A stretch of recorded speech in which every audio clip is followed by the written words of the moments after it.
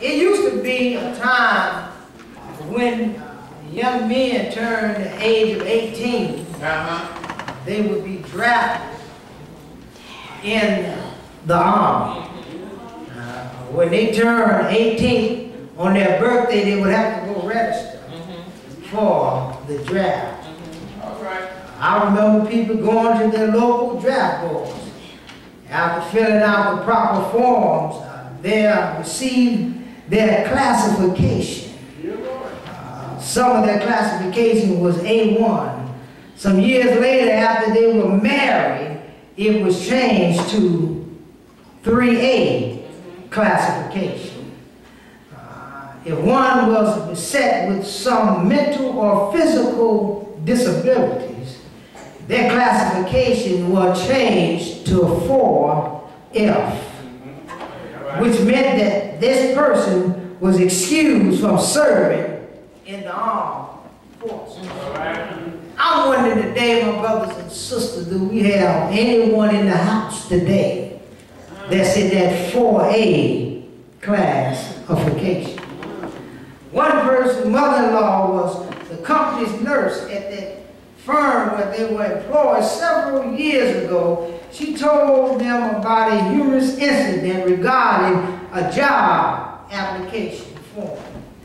There was a place on the form for the applicant to indicate his marital status. This applicant had written 4F. Either he was reading the request information too fast, or he really didn't qualify as a husband. Are you listening to me? While being classified 4F, he would have kept him out of service of his country. The very opposite is true regarding the Lord's army. And that brings me to our sermon here today. The 4F of the Christian faith. That first F, my brothers and sisters, is right here in the text. In verse 1, it says, "Fret not thyself because of evil doers. Neither be thou envious against the workers of iniquity." David is letting us know that we shouldn't fret. We shouldn't fear. He said, "Do not fret because of evil men, or be envious of those who do wrong." My brothers and sisters, because those who do wrong, my brothers and sisters, will soon become. Are you listening to me? Yeah, he said, don't fret evil men. Don't worry about it. Don't even waste your time on evil doers.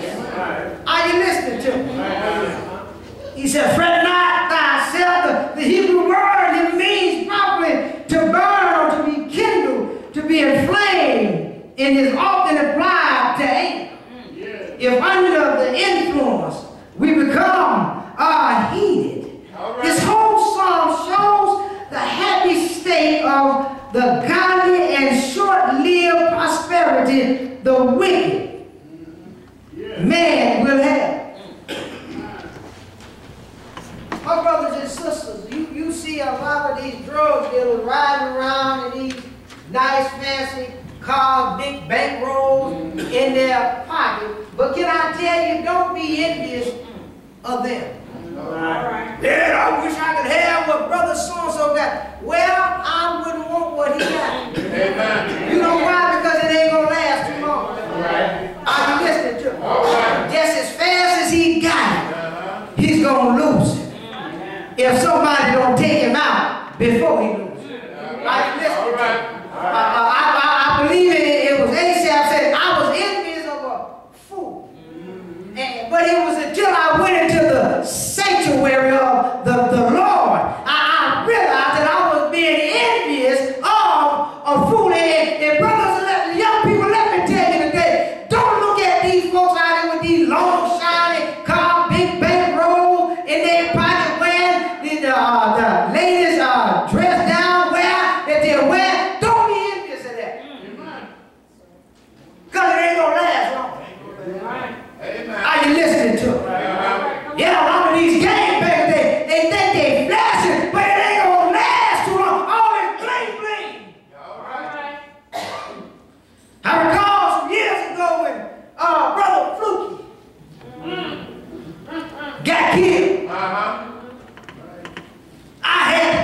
folk talking about man laying in a coffin with $100 bills and diamond rings. Sure enough, I went to Ali's funeral home. There was a Cadillac grill on the front of his casket. Yeah. Stern with laying there with diamond rings on every finger. $100 bill stuck between his fingers. But believe me when I tell you, when they dropped him in the ground, I guarantee you, didn't $100 bill go in there.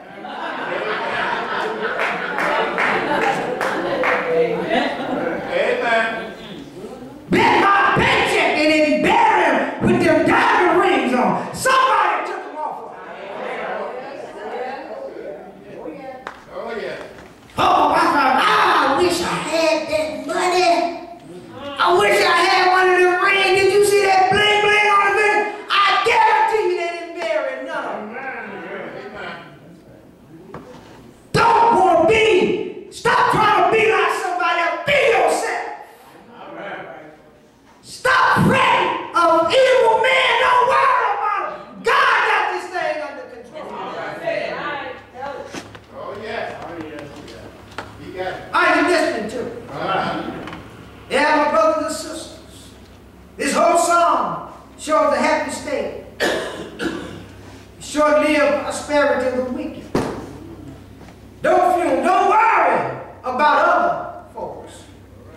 God, the righteous judge, he will have the last say.